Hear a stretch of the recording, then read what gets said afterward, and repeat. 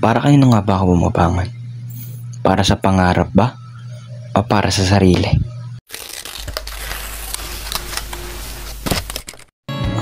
Ewan ko rin eh. Basta ang alam ko ay araw-araw ko naman ginagawa yung best ko. May mga araw din na hindi ako okay.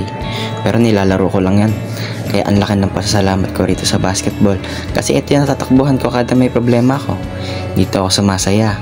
Kasama ko ang aking bola sa hirap man o ginhawa. May pagkadismaya, oo, palagi. Meron din namang mga taong nanghihila sa'yo pababa. Pero kaya mo yan. Huwag na huwag kang magpapa-apekto sa mga sinasabi nila. Basta gawin mo lang lahat ng makakaya mo. At panigurado ay makikita mo lahat ng improvements mo. May mga oras din naman na babagsak ka. Pero huwag kang mag-alala. Tayo ka tapos bawi sa depensa, di ba? Tapos pagkatapos nun, bumawi ka naman sa opensa. Kagaya neto. After nun wag na wag mong kakalimutang humabol. Di ba? At ang pinaka-importante sa lahat ay wag na wag mong kakalimutang mag-enjoy. Always smile, okay?